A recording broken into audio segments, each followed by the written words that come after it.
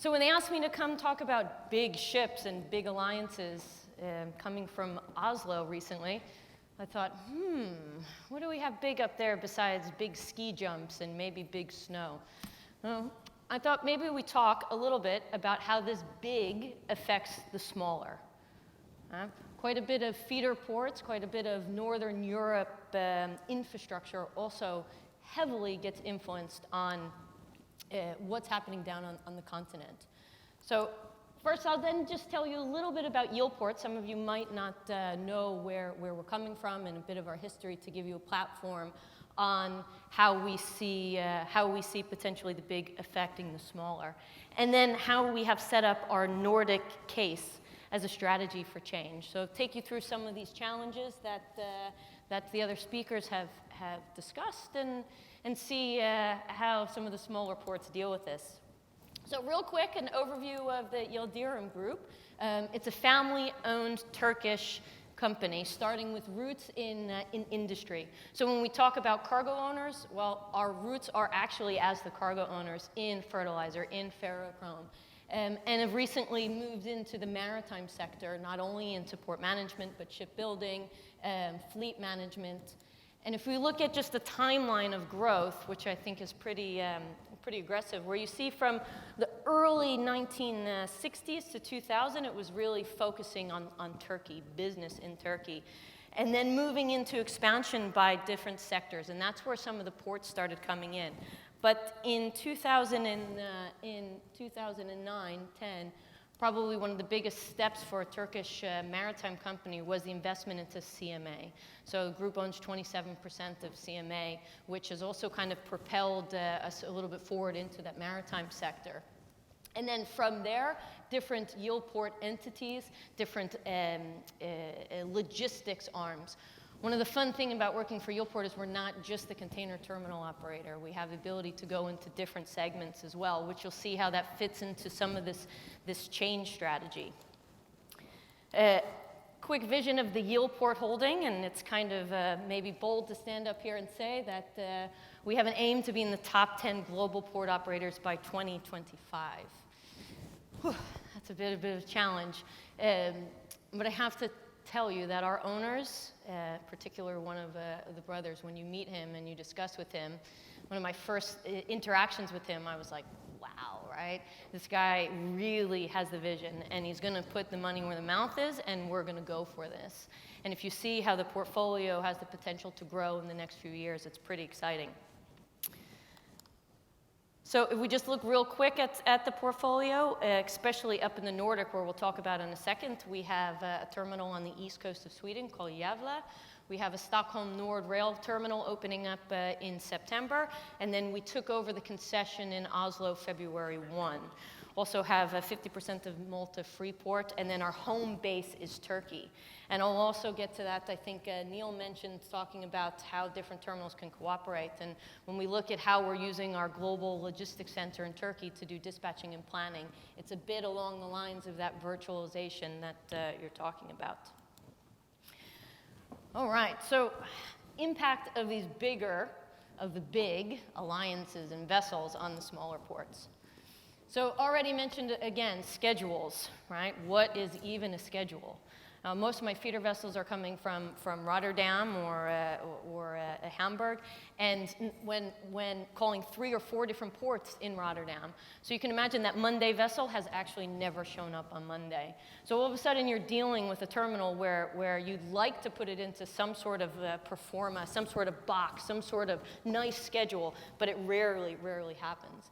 Not only that, most of your customers are all racing for the same berthing window. It's like Murphy's Law, right? Everybody wants to be there on the same day, the same window. So how you're managing that, especially when we start to look at some of the short sea cargo that needs to be in Oslo on Monday morning. Peaks, right? Manning inefficiencies. It's very, very difficult when you have just a small resource and labor pool to look at all of these. Of course, vessel size, right? Growing infrastructure, but just one practical problem. All of a sudden, you have these vessels with hatch covers. So where do we put these hatch covers, right? Okay, we have the quay wall, we have the cranes, we have the depth, but what the hell do we do with these hatch covers, right? So you start to see all these different practical problems arising with the vessel sizes. Then you get into these feeder networks. So you talk about the big alliances, but also how far are these big alliances going to go down into the feeder network? There's a trend right now of own feeder versus common feeder. You see, I had a 1,500 TEU vessel up in Oslo last week with 50 moves, 50, right?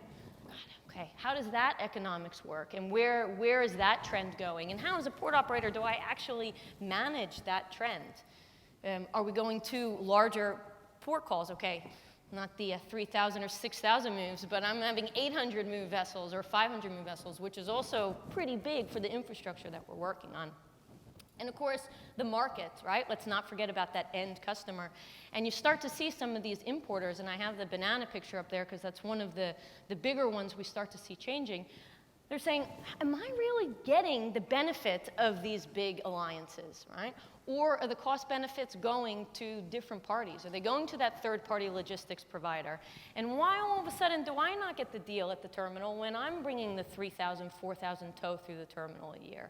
So we see ourselves working closer and closer with that end market, with that end consumer. And I know that's not something new. People like T-Sports, for example, has had this port-centric concept for a while.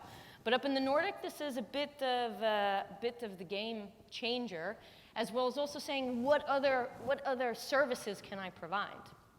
So we have all of these dynamics, the schedules, the size, the practical operational problems, this network of feeders that's constantly potentially changing, and a market, all basically on top of older infrastructure. Right? Port of Oslo is more or less in the city of Oslo. Right? The infrastructure that was there is a bit older, luckily going through some advancements. We have non-standard processes. In order to survive, we've been taking Eric's container and putting it over on the fence side so at 2 o'clock he can come with the special truck and open it. All these little unique processes that have just grown over the year. So when you start to look at standard tosses or standard yard layouts, right? Who ever heard of a 26-foot container, right? And that's a bit of a challenge. Almost no automation. For the Nordic being so far advanced in their daily life and iPads and you name it, apps and all sorts of technology on oil and gas, for some reason the port sector has been really behind. No automated gates, no talk about automated cranes, and it probably have the highest port labor costs in the world. Huh? We also have pretty complex labor issues, a little bit like Rotterdam. So how do we deal with those? And then of course the competing ports. Ports are a little bit like every city in Norway has a port, and every city in Norway is going to grow, and every port is going to be the hub, and everybody's going to be a transshipment hub. But there's only 5 million people, right? And there's not that much export. And everybody's competing, driving costs and rates down. So how potentially can you work around that? So that's a bit about setting the stage of the challenges, not only things that are in our control, but things that are also out of our control. So what have we done? Probably the toughest one to tackle as a new company coming into Oslo was the labor situation. And I have this, keep calm and carry on.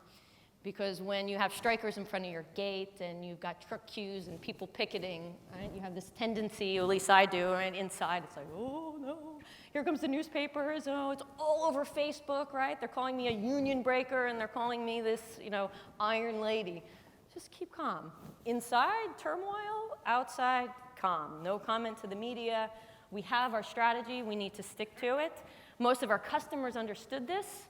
I can say thank you to Unifeeder, who was probably the one who felt the pain a little bit, but we stayed calm, and so far it's been a pretty successful strategy. We still have a ways to go with it, but tackling it up front, being transparent with our own team and our own union, I have never once told our crane drivers that we are not going to automation or that automation is not part of our future, because it is. So we have that transparency, kind of put that brave face on, even though inside I'm like, oh, how's this going to work? So keeping calm and carrying on. Of course, in operations, looking at automation, the business case for automation is relatively straightforward up there with the cost of labor. Operator-led infrastructure planning. Right? Some port authorities are better maybe at others at planning terminals and layouts and ordering equipment and cranes and things like that. But we've been heavily involved now with the Port Authority, making sure that what is being built is actually able to be operated. So now I potentially have a place to put those hatch covers. And of course, aligned processes and systems. And this is really where I think the future is moving. So today, out of our global logistics center in Turkey, we have global coverage of our vessel yard berth planning and also dispatching. So I've got a team sitting in Turkey, and you can see the picture. They've got the beautiful CCTV cameras. We have Motorola VoIP radios. So my crane driver in Oslo, when he has an exception on the vessel, is talking to Turkey to fix it. And this is because we have standard platforms, we have standard processes. And this enables us it's still in its infancy stage, but it enables us to actually deploy faster. It enables us to maintain our resources. We're all fighting over a good planner, right? Now from one center, I can operate 4 different terminals, 5 actually, 4 in Turkey and 1 in Oslo. We have standard productivity reporting, we have productivity monitoring, and all these departure files and BAPLEs and TDR reports and all of that can all be centralized. And this is the platform that we're going to continue to develop and continue to move on. And I've challenged some of the automation guys because I want to do remote operations from Turkey. Right? If I can play an internet game with my mom in the US with no latency issues, why can't I move a crane from Turkey? It also helps us with our go live and also EDI support. In Oslo, we switched on N4 basically overnight with no support from Navis. We did all the configuration, all the networking, all the setup ourselves, primarily because we have this core competence team now in Turkey. So this is exciting. We're pushing it even further. We'll be doing most likely customer service from here. We'll be doing rail planning and dispatching as we move forward with the next terminals that come into the portfolio. Then, of course, you have to look at the commercial situation. And I like it, somebody said, right, that the rates probably need to go up, right? Of course, all terminal operators like to say that, but the customers, not so much.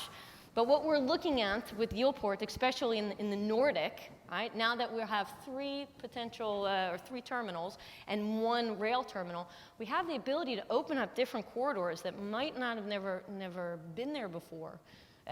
So, for example, moving Oslo or moving empties from Norway over to Sweden where there's a deficit, looking at how we can open up these corridors, how potentially we can play in the market. Maybe we need to be a rail operator to get it going. Looking at new destinations and new services, and that's pretty exciting. And I think some other, I think Neil mentioned it as well, that inland piece is where we're really going to be able to make that difference.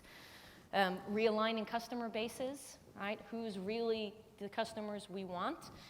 One of the biggest carriers is actually not calling Oslo right now, and that was a pretty big shakeup up there. And we see that a lot of different opportunities start to open up as you realign this customer base. More standard tariff structure.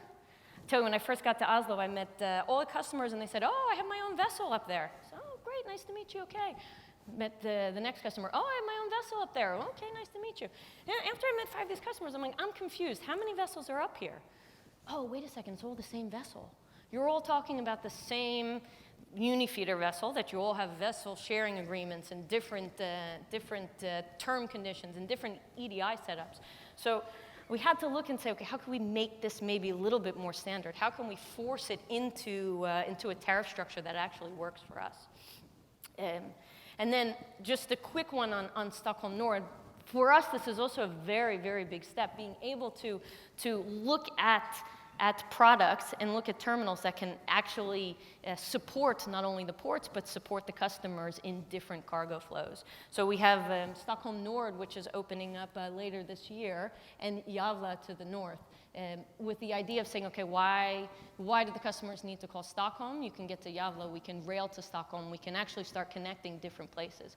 So we're talking about these network changes, but we're also heavily working on them as we speak. So in general, how does the big affect the smaller? It's more or less the same problems, just built on maybe a browner field, more concrete infrastructure. And the strategy for change, of course, is keep calm, carry on, right? It's just boxes over the key wall. It's just in and out of the gate. Come on, we can do this. But let's find a smarter way to do this. Let's see what we can get virtualized. Let's see how we can start working with, at least within our own portfolio first, right? And maybe even taking steps later on other terminal operators. And then how can we work on that network?